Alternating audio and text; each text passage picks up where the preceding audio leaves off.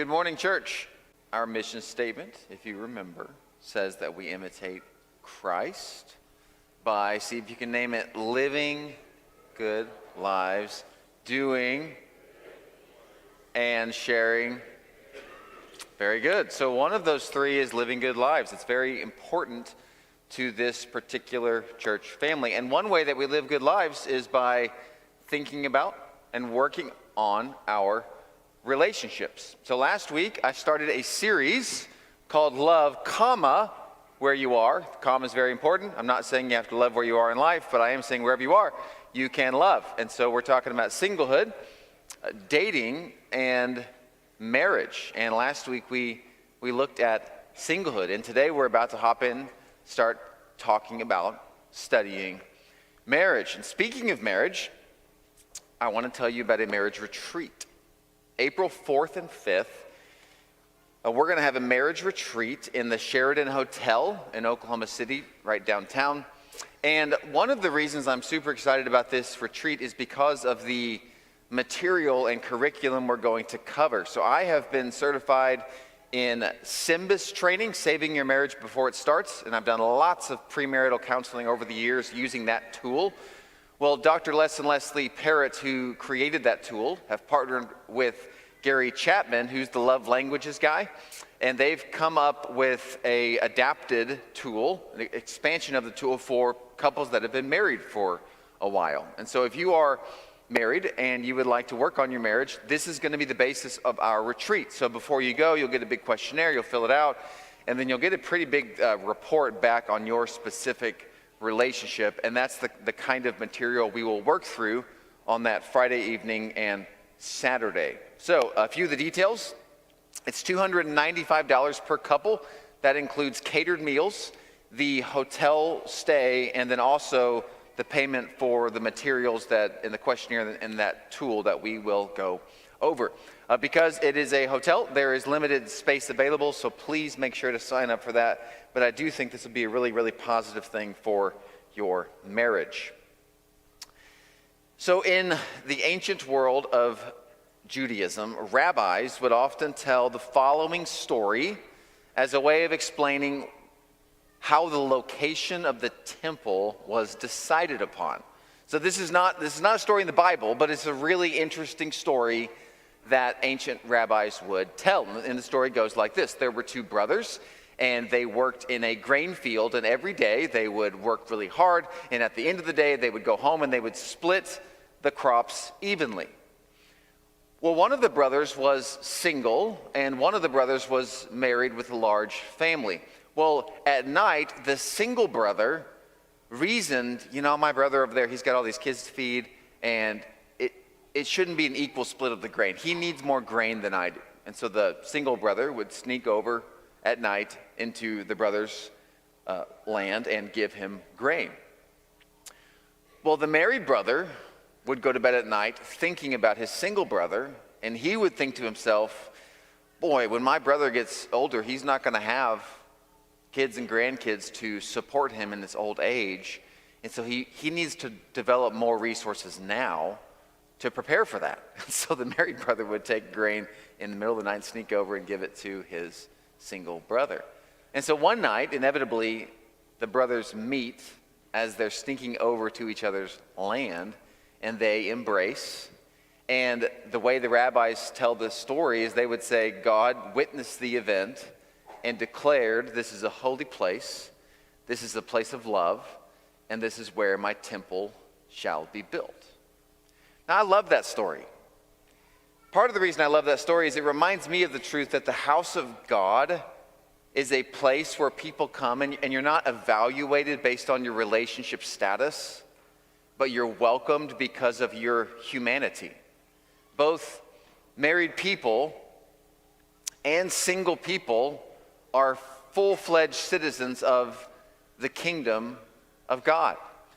And so last week I made the case biblically why singlehood is extremely important, and it's a God-honoring place of life, whether you're single for the first time or you're single again after the death of a spouse, or for many of us in the room, you've gone through a really difficult divorce, and what do I do on the back side of that? You can still love and honor God, even in that phase of life. So that was last week. And today I'd like to make the case of why marriage is also a God-honoring way of life. Now you might think, well, duh, doesn't everybody think that marriage is great? And if you just paid attention, from a surface level to our culture, you'd probably come away with that conclusion.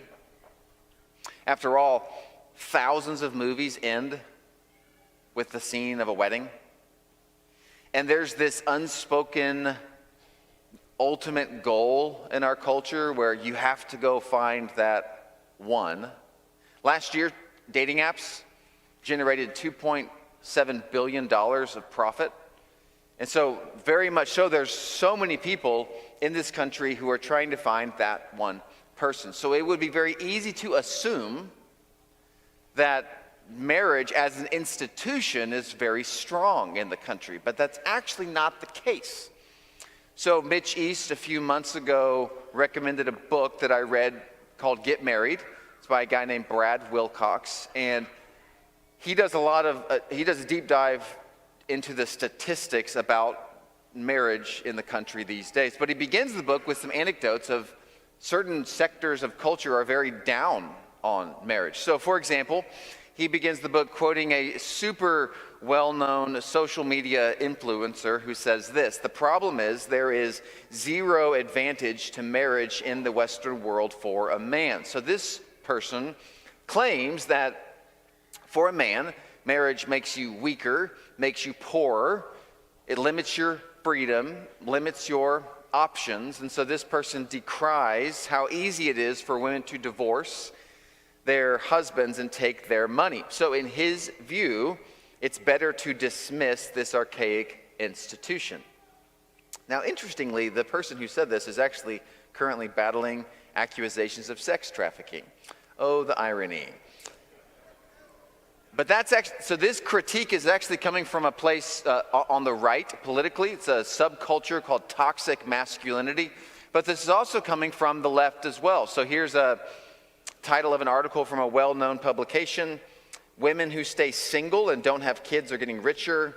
Or here's a line from an article from a different publication: "Divorce is liberating, pointing the way towards a different life that leaves everyone better off, including children."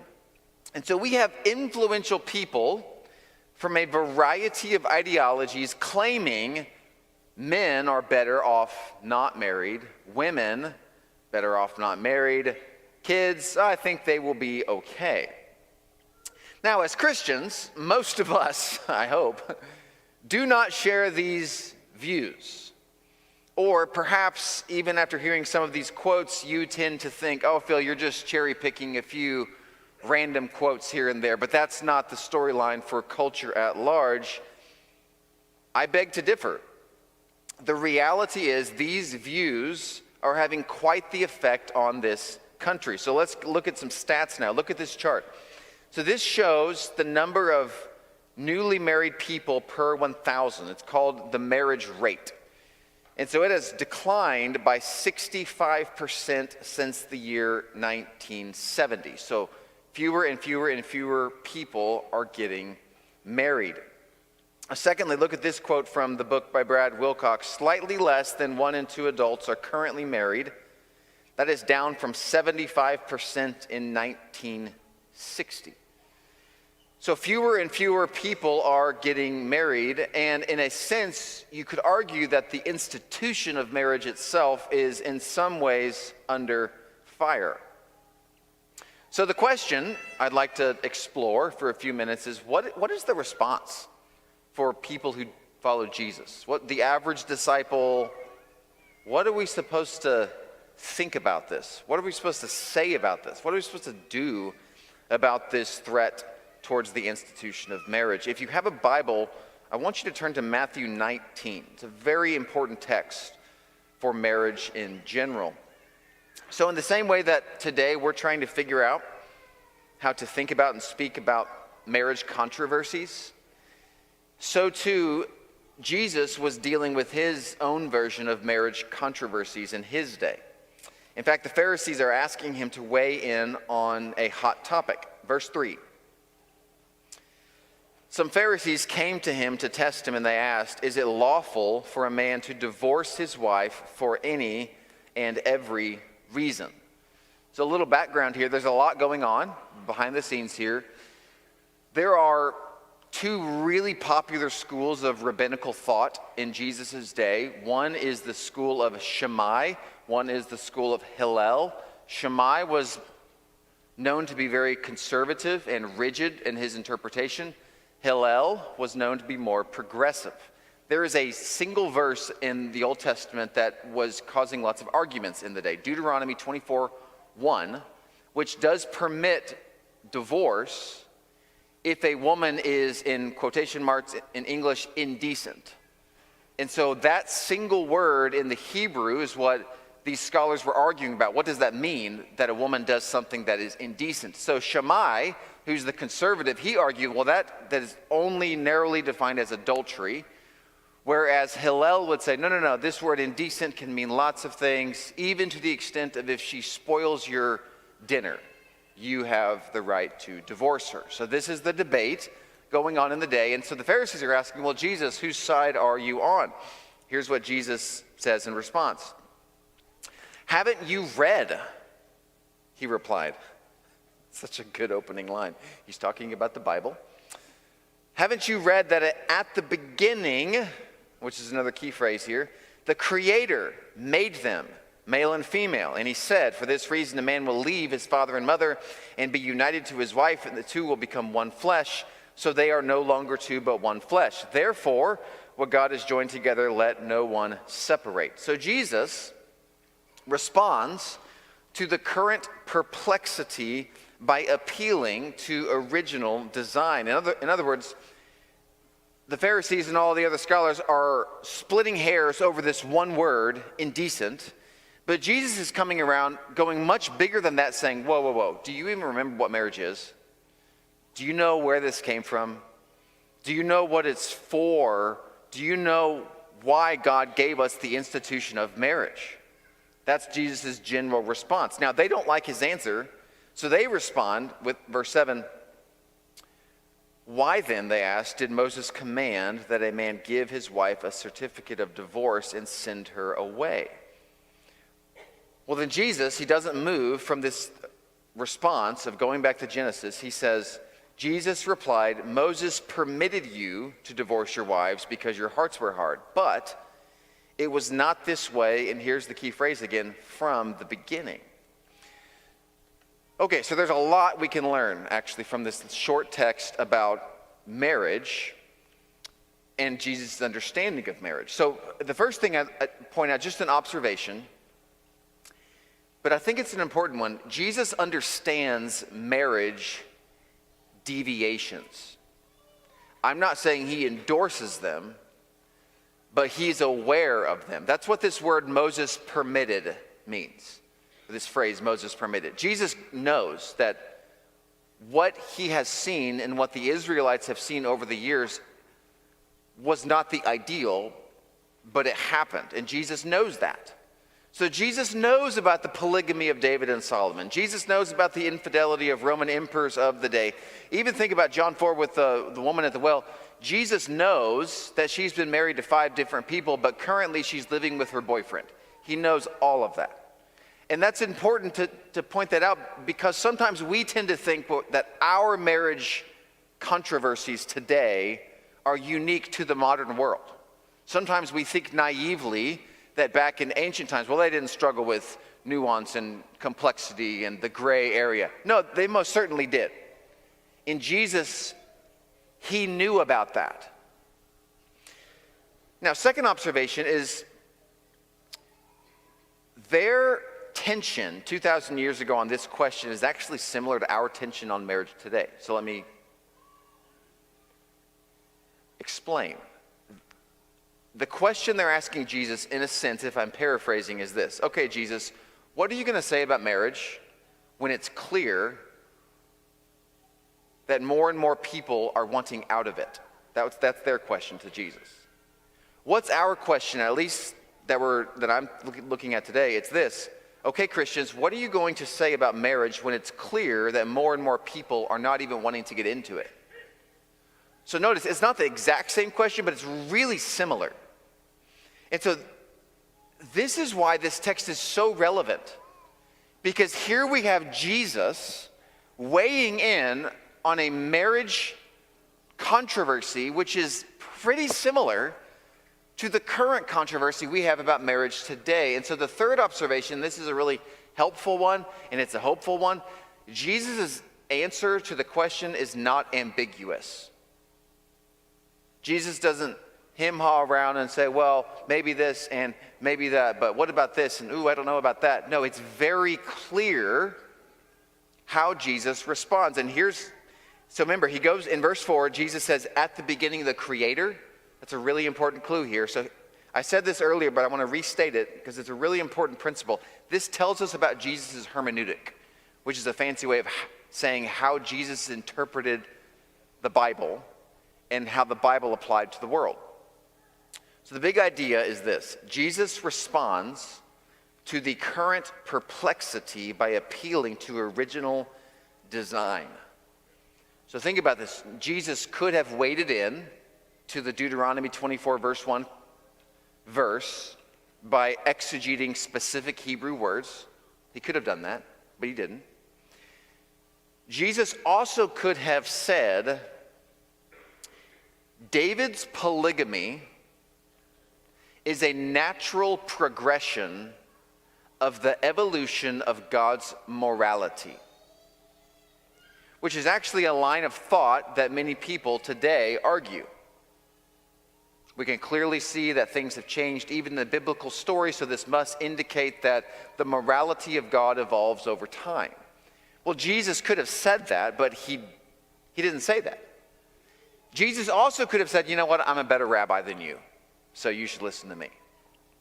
Notice Jesus quotes Genesis 2. He says God made them male and female. He says the two will become one flesh. And then Jesus reflects on this and says, what God has joined together, let man not separate. So Jesus was aware of marriage deviations. However, he still believed that there was something beautiful, something transcendent, something good, and something authoritative about God's original design for marriage. So we know a lot about what Jesus thinks about marriage based on where Jesus went to talk about marriage, which was Genesis 2. And so from that foundation, we can actually drill deeper. We know what Jesus thought about marriage because of where he goes to in the Bible. So four more thoughts about marriage from Jesus via Genesis. Number one, marriage is sacred. It's not a civil arrangement made up for convenience. It's a divine union made to be holy. It's the very first relationship given to us by God. Number two, marriage is a building block of society. Again, we're going back to Genesis here. God says, be fruitful, increase in number, fill the earth, and subdue it. This is the mandate to go create civilization.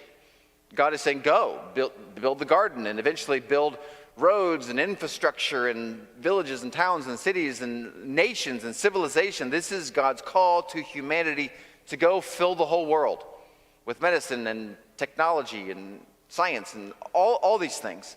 But the fundamental relational building block for all of the development of civilization throughout time is marriage.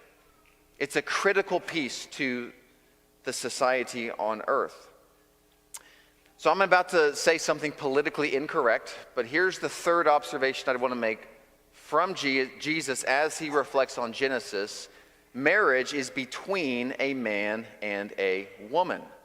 Now, if you don't know my heart, or if you haven't heard me talk about this before, please know I have many friends who would disagree with me on this. And I'm really thankful they're in my life. I appreciate their voices. I appreciate their perspective. And I love and I listen and I want them in my life. And I also want to point out that the very next paragraph in Matthew 19, Jesus talks about a group called eunuchs. And he lists 3 different categories of them. Eunuchs were more or less on the outside of society. They were known as sexual difference in some circles. And what Jesus says about them is very positive and hopeful. He says, these people have a place in my kingdom. So I want to acknowledge that as well. However, the reason I say that marriage is between a man and a woman is because I do have a concern here that some people, I've heard this argument voiced to my face, and the argument goes like this. Well, Jesus never said anything about this hot topic in our world today. Well, Jesus didn't say anything, so I can do whatever I want. That's not true. Jesus did say something about this. Jesus was asked a question about marriage. Jesus goes back to Genesis 1 to talk about marriage. And so it's simply not true that Jesus doesn't make a comment on this. The reality is Jesus defined marriage not based on the messiness of his current world, but rather on the design of the original world, which is Genesis 2, which says one man, one woman for life. Number 4, marriage is a covenant. So marriage is not a promise to love someone until it's not convenient. Marriage is a promise to love someone until the very end. The love of a husband and a wife is a microcosm of God's love specifically for Israel, but then in a broader sense, his love for the whole world. So if you look at how God treats the world in the Old Testament, he grieves over the sinfulness of humanity. He argues with his people. He gets really, really angry at his people, but nevertheless, as the story continues, God in Jesus dies for the world because he loves her that deeply. God loves us so much. Like, our salvation is only possible because of the faithfulness of God that we just sang about. This is a picture of God, but this is what strong marriages do too. A healthy marriage is a picture of the covenant love of God. Good marriages are working models of the gospel, and that's why even though there are very influential people saying, we don't need marriage anymore, and even though the statistics say, well, people are getting married less and less and less, I still believe the world needs marriage. There has been no other institution in the history of the world which has done more to fight loneliness, protect children, stabilize society, propagate the human species, and display the love of God than marriage. And if I can be politically correct one more time, living together and marriage are not the same thing. So I know cohabitation is all the rage, and it's becoming more and more the norm. And the idea behind it goes like this: let's just test drive this for a while to make sure that we want to do this. But I have a thought about it. And before I tell you my thought, I need to tell you about my heart first. I'm a sinner. And I think it's really important to not have a condemning attitude towards those whose life situations are not the ideal. Jesus did not scold the woman at the well. He loved her. And so just know that's where my heart is. I have talked to and ministered to and listened to lots of couples who aren't choosing traditional marriage but who are living together. So no, I love and have a big heart for people. So that's my heart. But let me tell you my thought here on living together. Living together is a way of saying, I do love you, but just not all of you. I love you, but I want to reserve the right to dismiss you conveniently. I do love you, but I'm not sure I will in 10 years when you age, so I'd like to keep my options open. Do you think that's the best kind of love? Like, don't you want a world where people feel safe and cherished and learn how to grow old together? Don't you want a world where children feel loved and nourished and don't live in constant fear of mom or dad leaving? If that's the world you want, do you really think that cohabitation is the way to get that world? It's not. In cohabitation, we celebrate the self. But in marriage, we deny the self for the sake of the other. So don't settle for an inferior form of love. And so as I read the Bible, I'm convinced that marriage is relevant. I don't think it's going away. I think it's precisely what the world needs more of, not less of. But even if you're not a Bible person, or even if you've been squirming because you don't like some of the things I've said in this sermon, consider this. Despite what our culture tells us, virtually all the secular data points to the fact that marriage is a positive force to nearly every societal measure for health and wellness. In fact, the book I referenced earlier, the latter 3/4 of the book, that's all it is. It's just study after study after study after study, pointing to the reality that marriage is really beneficial for both people and society. In fact, here's a summary statement.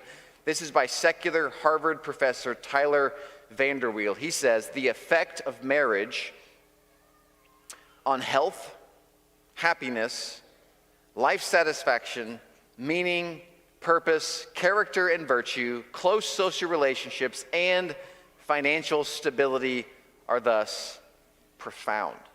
So he's read all the studies.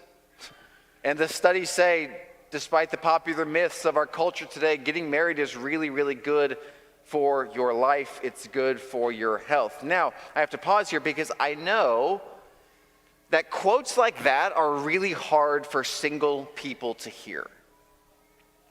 And so if you remember last week, I actually challenged all of us to uphold singleness as a God-honoring vocation in life. Jesus was a complete human being who was single, same with Paul. And so I challenged all of us. We've got to do a better job holding up singleness as a God-honoring vocation in life. Today, I want to make the argument from a different side of things. I'd like to challenge all of us to uphold marriage as a God-honoring position in life. Married people, I challenge you to hold a very high view of marriage. Single people, even though you're not married, I would challenge you, hold a very high view of marriage. In fact, look at what the author of Hebrews says in chapter 13, verse 4. Marriage should be honored by all. Everybody. Jesus was single, and yet he unashamedly honored marriage. Marriage, even if you're not a married person, marriage is still a signpost of the love of God to our world today, and our world needs more good marriages, not less. So I learned a remarkable lesson about marriage a few weeks ago from a friend. He's been married for 35 years to a beautiful woman, but now she's losing her memory. And it started with pretty little things early on, but it's advanced and it's pretty far gone at this point. She's living in a memory care unit. Much of their life she does not remember. And so he's having to do one of the hardest things I've ever heard of anybody doing. He is attempting to love his wife even as she forgets their life together. And so he goes and he visits her every day.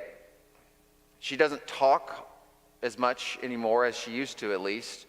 And so he sits by her bedside and he tells her about his day. And one of her favorite pastimes her whole life has been reading. And so every night he gets out one of her favorite books and he reads to her the books that she's always loved. And so he was telling me the story, and I asked him, how do you do this? Where do you find the motivation? Where do you find the courage to love your wife like this?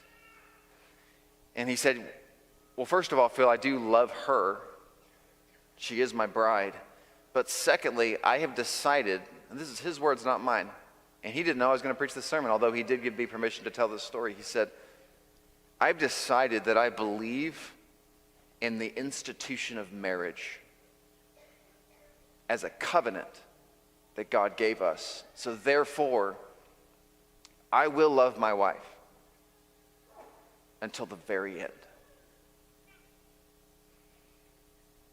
That's a good marriage. It's also a picture of good news. He's doing for his wife something that she can't do for herself in the same way God has done something for us that we cannot do for ourselves. He saved us. And so we're going to worship this remarkable God of grace in just a moment. And as we sing, if you never encountered the gospel of Jesus, your starting point for that is baptism. We got to celebrate a baptism last week. And if you'd like to get baptized this morning, I'll be down front to receive you. And if you have something going on in your heart that you'd like one of our shepherding couples to listen to you and pray with you about, you're welcome to go to the back two atriums and they will be there to receive you. Let me offer a word of prayer and then we'll sing. Father, I've given this message with some degree of trepidation because I'm stepping on toes and I'm trying to navigate around landmines that we all know are there. But I am simply convinced that you gave us marriage as a gift to make the world flourish. And I'm so thankful for all the healthy marriages that have influenced me. And Father, I pray for every married couple in the room that you would strengthen their marriage. Help them see each other the way that you see us. Broken, yes, but also redeemable and lovable. Father, I pray for all the singles in the room that you would give them contentment, energy, passion. Father, I pray for all the lives in this room who are not ideal. I pray for those of us who live in those strange, nuanced places in life we're not sure what to do with. Father, I pray that we would meet you and your grace and your truth in those places. In the name of Jesus Christ we pray.